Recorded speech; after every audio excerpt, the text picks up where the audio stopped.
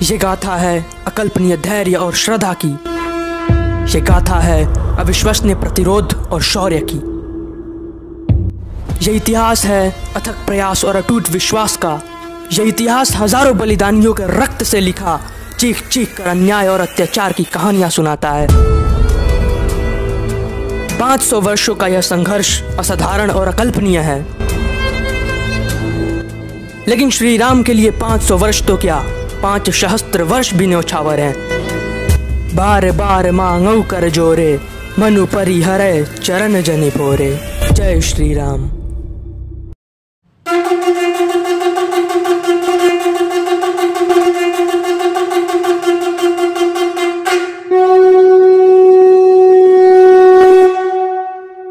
आज संपूर्ण भारत प्रभु राम के आगमन की प्रतीक्षा में राममय हो रहा है। 500 वर्षों का यह धर्म युद्ध इस बात को पुनः सत्यापित कर रहा कि अंततः विजय सत्य की ही होती है। यदि आप सत्य की राह पर हैं तो विलंब हो सकता है, परंतु विजय अंततः सत्य की ही होगी। और यहाँ तो सत्य उस सूर्य की भांति है जिसे कुछ दुराचारी आंखें बंद कर नकारने का प्रयास कर रहे थे, लेकिन आंखें बंद कर लेने से सूर्य का प्रकाश लोप नहीं हो जाता।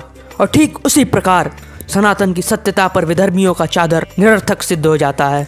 आज तक हम प्रतिवर्ष एक दिवाली मनाते आ रहे, परंतु इस वर्ष से हम प्रतिवर्ष 2 दिवाली मनाने वाले हैं। एक रावण को हराकर प्रभु राम के अयोध्या लौटने के उपलक्ष्य में, तो दूसरा विधर्मियों को हराकर रामलला के अयोध्या राम मंदिर में प्रवेश करने के उपलक्ष्य में। परंतु ये शुभ दिन इतनी आसानी से नहीं आया है। इस संघर्ष ने 500 वर्ष और हजारों धर्म रक्षकों की प्राण आहुति मांगी है। ऐसे में समय है श्री राम मंदिर के संपूर्ण इतिहास को जानने का और उन समस्त योद्धाओं के प्रति कृतज्ञता व्यक्त करने का। ऐसे तो अयोध्या का इतिहास प्राचीन भारत से रहा है, परंतु आज हम इतिहास की उन घटनाओं की चर्चा करेंगे जो 1526 के बाद घटित हुए हैं।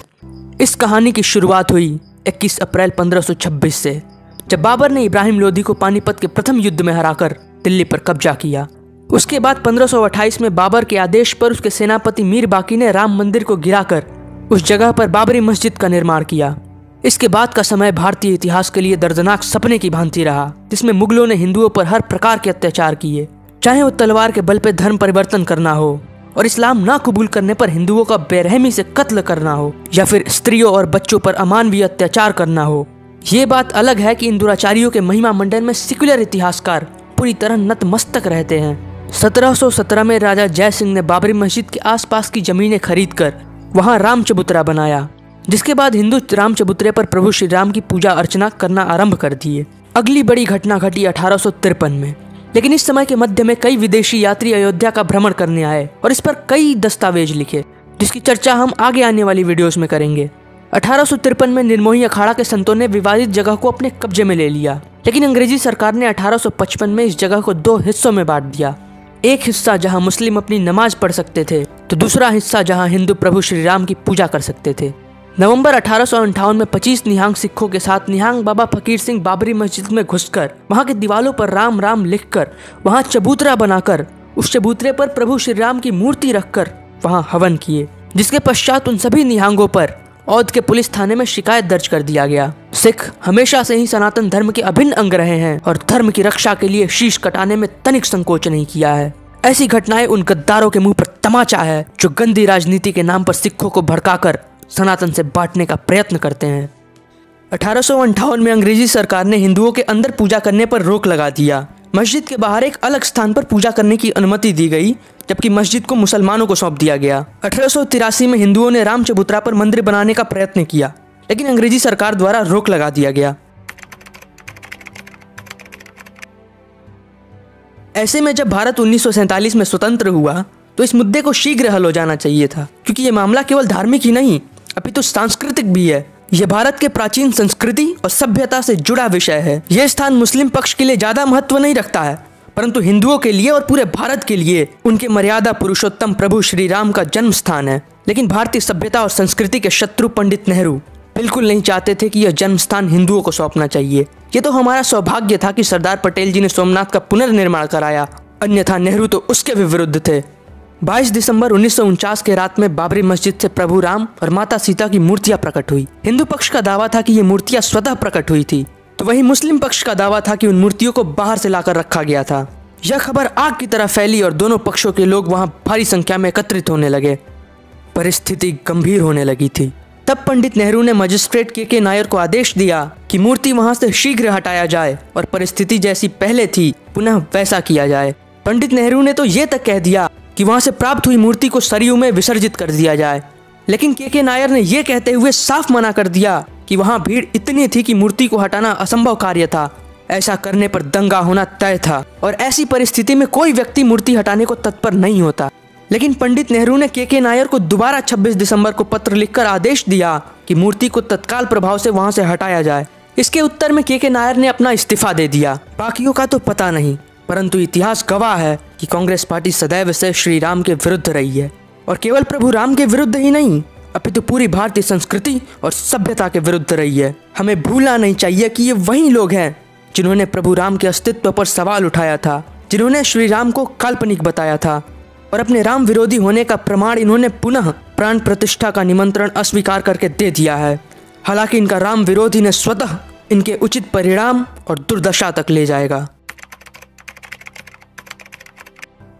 दोनों पक्षों के बीच तनाव बढ़ते जा रहे थे और दोनों पक्ष अपनी दावेदारी सिद्ध करने में लगे थे। 1976 में बीबी लाल के नेतृत्व में एएसआई ने पूरे प्रांगण का परीक्षण कराया। इस परीक्षण में पाया गया कि मस्जिद के 12 खंभे ऐसे थे जो चीख चीख कर कह रहे थे कि यह मस्जिद नहीं मंदिर है। उन खंभों पर हिंदू देवी देवताओं की आकृतियां बनी हुई थी। इसके अतिरिक्त मंदिर प्रांगण से टेराकोटा की मूर्तियां प्राप्त हुई जिसमें हिंदू देवी देवताओं, मनुष्यों और पशुओं की आकृतियां बनी हुई थी। इस्लाम में मूर्ति पूजा सख्ती से वर्जित है, जिसका साफ साफ ये अर्थ था कि वहाँ मंदिर होने के पूरे पूरे प्रमाण उपलब्ध थे। ये बात बीबी लाल जी 2008 में प्रकाशित अपनी पुस्तक रामा हिज हिस्टोरिसिटी मंदिर एंड सेतु में भी कहते हैं कि वहाँ से प्राप्त सारे तथ्य इस बात को मजबूती प्रदान कर रहे थे कि वहाँ मंदिर का अस्तित्व था। आगे बढ़ने से पहले एक बात और स्पष्ट कर दूं कि 1940 से पहले बाबरी मस्जिद को बाबरी मस्जिद नहीं अपितु मस्जिद एक जन्म स्थान कहा जाता था, जिसका अर्थ ये है कि जन्म स्थान का मस्जिद। और इतना तो सबको पता है कि वहाँ जन्म स्थान है किसका। इसके पश्चात 1980 के दशक में विश्व हिंदू परिषद और अन्य तमाम हिंदू संगठनों ने राम जन्मभूमि की लड़ाई का मोर्चा संभाला। हमें अपने सभी संगठनों का आभारी होना चाहिए, क्योंकि जिस प्रकार ये निस्वार्थ भावना से हमारे हक की लड़ाई लड़ते आ रहे वह काफी सराहनीय है। वामपंथी लंपट समय समय पर ऐसे संगठनों को आतंकवादी साबित करने में लग जाते हैं, परंतु समस्त आरोपों के बाद भी ये संगठन अपनी निस्वार्थ सेवा से पीछे नहीं हटते। परंतु बेहद दुखद है कि अपने ही कुछ लोग प्रोग्रेसिव, लिबरल और सेक्युलर दिखने के नाम पर वामपंथियों के षड्यंत्र में गद्दारों की तरह शामिल हो जाते हैं। विश्व हिंदू परिषद ने पूरे भारत से चंदा इकट्ठा करना शुरू किया और हिंदुओं को जागरूक करने के लिए ईंटों पर राम राम लिखकर घर घर पहुंचाने लगे। 1985 में राजीव गांधी की सरकार ने विश्व हिंदू परिषद को शिलान्यास की अनुमति दे दी। पहले तो केंद्र सरकार और उत्तर प्रदेश सरकार की अनुमति से शिलान्यास विवादित स्थान से हटकर होना था, लेकिन 9 नवंबर 1989 को विश्व हिंदू परिषद के कुछ लोग और कुछ साधुओं ने मिलकर विवादित स्थान से सटे 7 घन फुट का गड्ढा खोदकर शिलान्यास का नींव रख दिया, जहाँ गर्भगृह का सिंह द्वार यानी प्रवेश द्वार बनाया गया। इसके बाद मंदिर की नींव विवादित मस्जिद के बगल में रख दी गई। सितंबर 1990 में लाल कृष्ण आडवाणी ने लोगों को राम जन्मभूमि के प्रति जागरूक करने के उद्देश्य से सोमनाथ से अयोध्या तक का रथ यात्रा प्रारंभ किया, लेकिन अक्टूबर 1990 में बिहार पहुंचने पर चारा चोर लालू यादव की सरकार के आदेश पर लाल कृष्ण आडवाणी को गिरफ्तार कर लिया गया।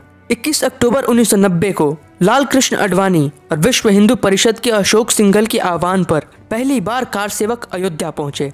अगला दिनांक था 30 अक्टूबर 1990। पुलिस ने अयोध्या में पूर्ण रूप से चक्का जाम कर दिया था। अयोध्या में यातायात को ठप कर दिया गया था, लेकिन कार सेवक तो श्री राम के नशे में पूरी तरह डूब गए थे। सारी पाबंदियों के बावजूद कार सेवक भारी संख्या में अयोध्या पहुंचने लगे। सुबह 10 बजे के आसपास वामदेव, महंत नृत्या गोपाल दास और अशोक सिंघल के नेतृत्व में कार सेवकों का एक दल मस्जिद की ओर बढ़ने लगा। पुलिस ने इन्हें रोकने का प्रयास किया, जिसके फलस्वरूप पुलिस और कार सेवकों में हाथापाई होने लगी। 11 बजे के आसपास एक साधु ने पुलिस की एक वाहन को अपने कब्जे में लेकर उसे चलाते हुए सारी बैरिकेडिंग तोड़ता गया, जिसके पीछे लगभग 5000 कार सेवक सुरक्षा कवच को तोड़ते हुए बाबरी मस्जिद तक पहुंच गए, जिसमें कोठारी बंधु भी शामिल थे। और फिर कोठारी बंधुओं ने बाबरी मस्जिद पर चढ़कर भगवा लहराया, लेकिन पुलिस से हुए मुठभेड़ में कई कार सेवक वीर गति को प्राप्त हो गए थे। मामला एक दिन तक शांत रहा, लेकिन 2 नवंबर 1990 को कार सेवक पुनः बाबरी मस्जिद की ओर बढ़ने लगे। पुलिस ने तुरंत एक्शन लेते हुए आंसू गैस छोड़ा और लाठीचार्ज करना शुरू कर दिया, लेकिन कार सेवक रुके नहीं। इनमें से कुछ कार सेवकों ने बचते बचाते मस्जिद पहुंचकर उसके कुछ अंश को ध्वस्त कर दिया, लेकिन फिर वो हुआ जो नहीं होना चाहिए था।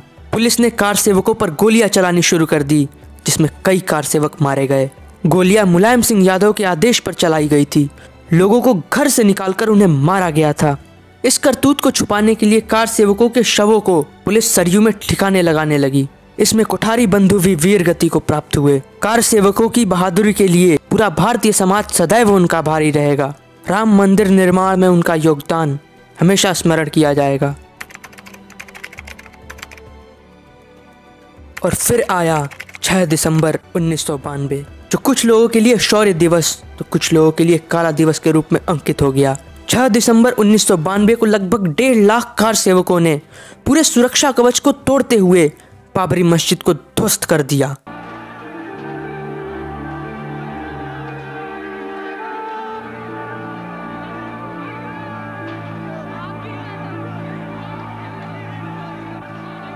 मुख्यमंत्री कल्याण सिंह ने मस्जिद को सुरक्षित रखने का वचन दिया था, लेकिन उसमें विफल होने के कारण उन्होंने मुख्यमंत्री पद से इस्तीफा दे दिया। मस्जिद ध्वस्त होने के बाद पूरे भारत में हिंदू और मुसलमानों के बीच सांप्रदायिक दंगे भड़क उठे, जिसमें हजारों लोग मारे गए। केवल मुंबई में ही लगभग 2000 लोग सांप्रदायिक दंगों की भेंट चढ़ गए। पाकिस्तान में 30 से ज्यादा हिंदू मंदिर ध्वस्त कर दिए गए। बांग्लादेश में भी हिंदू मंदिरों पर बड़ी तादाद में हमले हुए।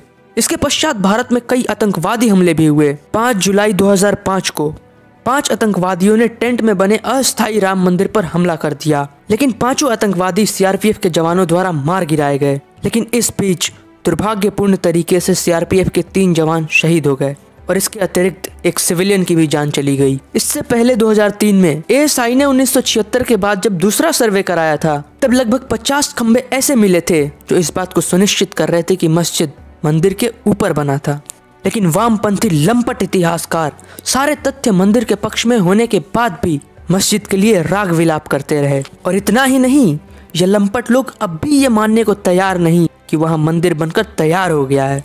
और मेरा मानना है कि अगर इनकी यही भारतीय संस्कृति विरोधी मानसिकता रही तो आगे भी इनका दर्द कम नहीं होगा और ना ही होना चाहिए। अभी तो ये शुरुआत है, आगे आगे देखो इन्हें कितने जख्म मिलते हैं। 2010 में इलाहाबाद हाई कोर्ट ने 2.77 एकड़ की जमीन को 3 भागों में बांटने का निर्णय सुनाया, जिसमें से 1/3 हिंदू समुदाय जो कि रामलला के प्रतिनिधि थे उन्हें देने का निर्णय सुनाया, 1/3 मुस्लिम सुन्नी वक्फ बोर्ड को और 1/3 निर्मोही अखाड़ा को देने का निर्णय सुनाया।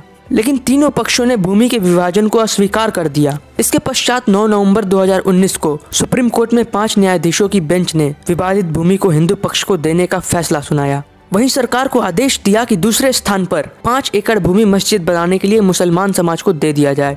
5 अगस्त 2020 को प्रधानमंत्री नरेंद्र मोदी ने भूमि पूजन किया और मंदिर निर्माण का कार्य आरंभ हुआ।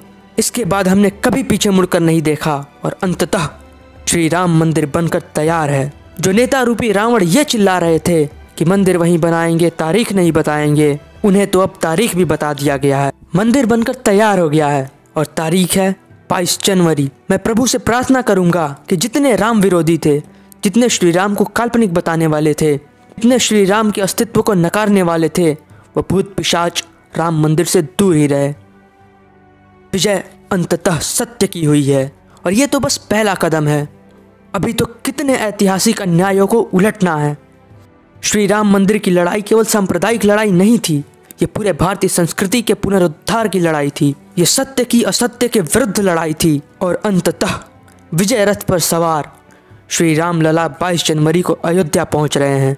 यह हिंदुओं के सहिष्णुता का एक और नमूना है कि किस तरह अपने राम को राम सिद्ध करने के लिए हम वर्षों तक कानूनी लड़ाई लड़ते रहे। बाकियों की तरह हमने ना ही किसी का गला काटा और ना ही किसी की संपत्ति को अपने कब्जे में लिया। हम सिर्फ अपने हक के लिए लड़े। पूरा हिंदू समाज सभी योद्धाओं का आभारी रहेगा जिन्होंने इस लड़ाई में अपना सब कुछ दांव पर लगा दिया। नमन है सभी योद्धाओं को और अंततः कहना चाहूँगा, होई ही सोई जो राम रचि राखा। जय श्री राम।